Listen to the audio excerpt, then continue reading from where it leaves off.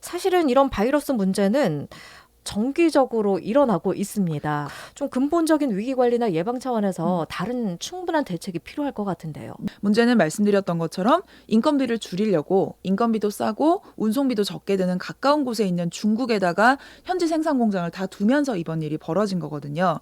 이런 식으로 예상하지 못한 상황이 벌어졌을 때는 속수무책으로 생산을 중단할 수밖에 없는 상황이 벌어지는 그러니까요. 겁니다.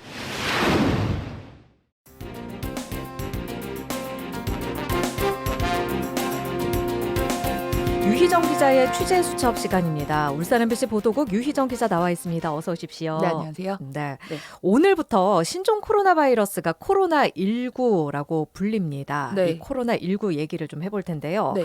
울산은 아직 확진자도 안 나오고 의심 증사를 보이는 그런 분도 없어서 시민들이 직접 피해나 어려움을 겪을 일이 별로 없다 이렇게 생각을 했었는데 예상치 못한 곳에서 피해가 생겨나고 있습니다. 네. 현대자동차가 생산 중단하는 일이 벌어졌었는데 오늘 이 이야기를 자세하게 나눠보겠습니다. 네.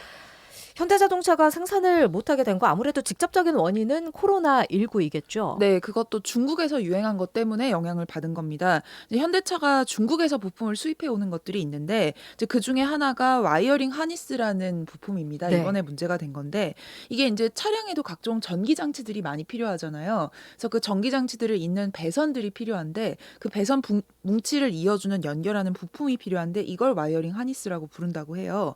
근데 이제 이걸 만드는 공장이 중국에 있었는데 이제 중국 현지에 있는 공장에서 그 공장 직원 중에 누군가가 코로나19 바이러스에 걸려서 숨지는 상황이 발생을 한 겁니다.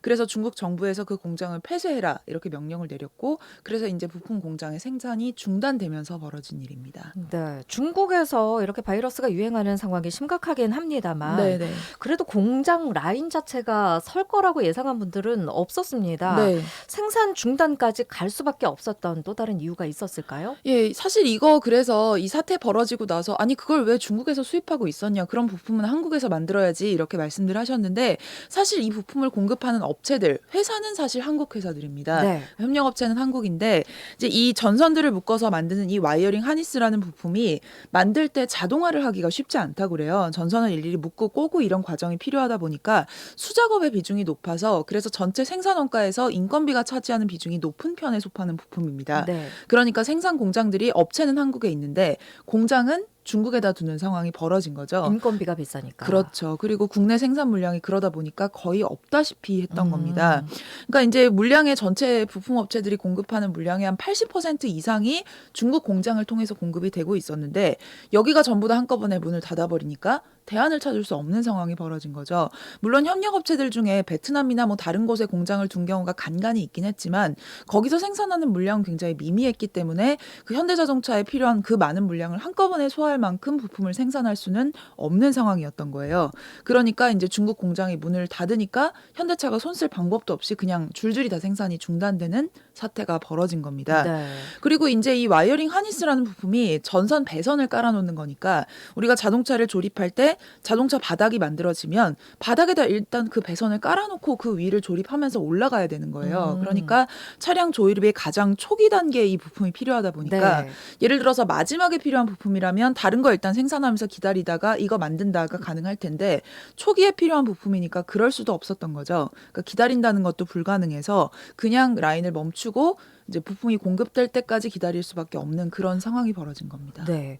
그런데 보통 일반적으로 생각을 했을 때 어떤 물건을 만들려면 네. 기본적으로 어느 정도만큼의 재고를 확보해 놓지 않을까? 그렇죠. 이런 생각을 하게 되는데 네. 이 부품은 이런 재고 물량도 많이 충분하지는 않았었나 봐요. 네, 그게 또 문제를 키운 측면이 있습니다. 이제 와이어링 하니스라는 부품이 전선 배선 뭉치라고 말씀드렸잖아요. 그러면 소형차랑 대형차에 들어가는 전선의 길이나 아니면 부품 종류는 다를 수밖에 없겠죠. 네. 그리고 같은 차종이라고 해도 그 안에서 모델별로 들어가는 전선의 모양이나 부품이 다 다른 겁니다. 그러니까 이 차종에 쓰는 걸 다른 차종에도 쓸 수가 없고 부품별로 따로따로 모델별로 재고를 만들어놔야 되는 상황이니까 한 차종별로 재고를 그렇게 많이 확보해 놓지를 않는 상황이었던 거예요. 그래서 문제가 커진 측면이 있습니다. 그다음에 또 한 가지의 변수가 단순히 그 중국의 공장이 폐쇄됐다가 그 잠복기가 끝나고 나서 다시 열었으면 좋았을 텐데 하필 이 기간에 우리나라 설과 똑같은 중국의 춘제 연휴가 겹쳐버린 겁니다. 네. 그래서 원래는 춘제 연휴를 2월 2일까지만 끝내고 2월 3일부터는 생산을 재개했었어야 되는데 이제 코로나19가 너무 유행하다 보니까 이제 중국 현지에 있는 시나 성 정부에서 그 연휴를 일주일을 더 미룹니다. 그래서 2월 9일까지 생산을 전부 다 무조건 중단하라고 한 거예요. 그러니까 그 확진자가 발생하지 않은 공장이라고 하더라도 강제로 문을 닫을 수밖에 없었던 상황인 거죠. 네. 그러니까 며칠분의 재고는 현대차가 가지고 있는 거로 버틸 수가 있었는데 더 이상 공장에서 들어오는 게 없다 보니까 이제 기다릴 수가 없는 상황이 벌어지고 결국은 생산 라인을 중단하는 상황까지 가게 된 거죠. 춘절 연휴를 일주일 미룬 만큼 그렇죠. 현대차가 거의 일주일 가량 생산을 못한 거잖아요. 맞습니다. 네, 그 정도 예. 문제가 발생한 거죠. 어허. 그래서 이제 부품 재고가 떨어지는 모델부터 그래서 생산이 중단됐어요. 네. 말씀하셨던 것처럼 이게 뭐 재고가 일일이 다 모델별로 다 갖출 수가 없는 상황이었기 때문에 먼저 떨어지는 차종이 있고 아닌 차종이 있었겠죠. 그러다 보니까 이제 2월 4일에 가장 먼저 재고가 떨어졌던 제네시스랑 포터 생산 라인부터 그날 오후부터 멈추기 시작했고 그다음에 4, 5, 6, 7 이렇게 순차적으로 가동 중단이 벌어져서 2월 7일부터 10일까지는 현대차 울산 공장은 아예 문을 닫았습니다. 네. 단 한 곳에서도 차를 생산하지 못했던 거죠.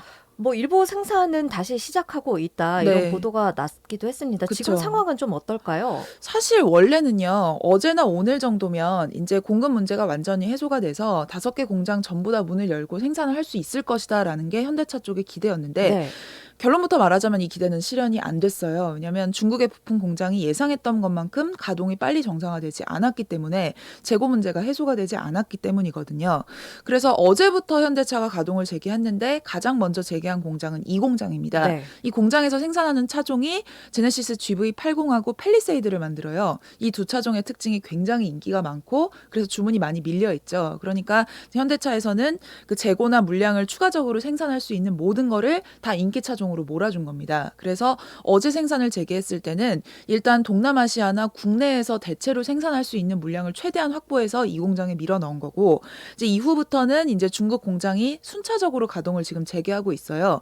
왜냐하면 2월 9일로 이제 연장된 연휴가 끝나고 10일부터 제한적이지만 가동을 시작해서 당장 10일 오후부터 인천안 통해서 이제 부품들이 들어오기 시작했거든요. 네. 그래서 이제 아직 현대차 울산 공장 기준으로는 모든 생산 라인이 다 정상화된 건 아닙니다. 하지만 어제 이 공장을 시작으로 오늘은 4공장이랑 5공장의 일부 라인들하고 1공장이 정상화됐고 이렇게 순차적으로 정상화를 해서 오는 17일부터는 울산 공장의 생산 라인은 전부 다 정상화가 될 것 같다. 이게 이제 현대차의 기대입니다. 네. 근데 이것도 기대거든요. 왜냐하면 중국의 현지 부품 생산이나 공급망이 100% 정상으로 돌아온 건 아니기 때문에 네. 또 그리고 중국 현지에서 바이러스가 얼마나 더 창궐하고 퍼져나가느냐에 따라서 추가적인 가동 중단이나 이런 우려가 여전히 남아있는 상황이기 때문에 뭐 향후에 정말 생산이 재개되고 그 후에도 아무 문제가 없을지는 사실 지금으로서는 장담을 할 수가 없는 상태이기도 네. 합니다.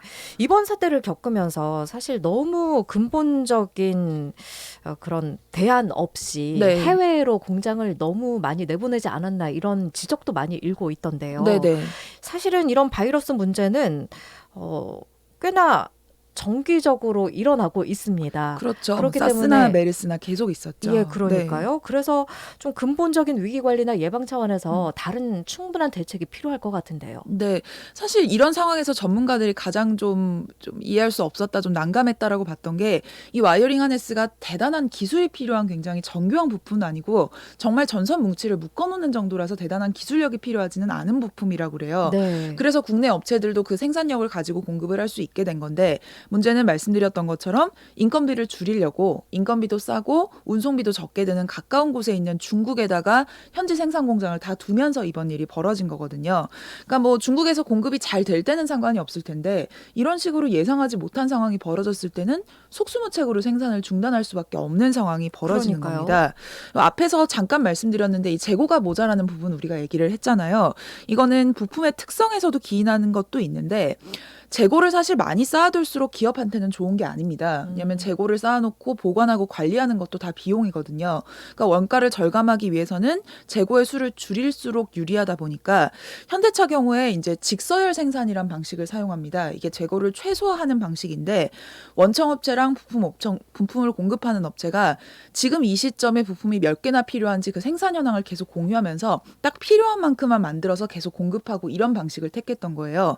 근데 이제 자동차에 부품업체에 들어가는 부품이 굉장히 여러 가지가 있는데 네. 부품이 한꺼번에 모든 부품을 다 준비해놓고 시작하는 게 아니라 예를 들어서 뭐 2월 1일에 시작해서 2월 한 28일 정도까지 차를 만든다고 할 때 처음에 필요한 부품이 있고 마지막 단계 가서 필요한 부품이 있겠죠. 우리가 간단하게 부품이 예를 들어서 A, B, C, D, E 5가지가 필요하다고 했을 때 2월 1일에는 A가 필요하면 A를 만드는 부품 공장에서 그걸 수급을 합니다. 네. 그다음에 쭉쭉쭉 계속 진행을 해서 5일쯤에는 B라는 부품이 필요하다. 그럼 그 직전에 그 부품 업체가 만들어서 공급을 하고 C, D, E 이런 순서로 필요한 시점에 필요한 물량만큼만 만들어서 공급하는 방식을 택하고 있어요. 네. 이렇게 하면 평상시에는 굉장히 재고 공급 비용을 절감할 수 있고 부품을 만드는 업체 입장에서도 미리 많이 만들어 놓고 쌓아 놓기보다는 필요한 만큼 생산해서 공급하니까 부품 업체도 재고 관리하기가 좋아져서 서로 간의 비용 절감에 유리한 측면이 있습니다.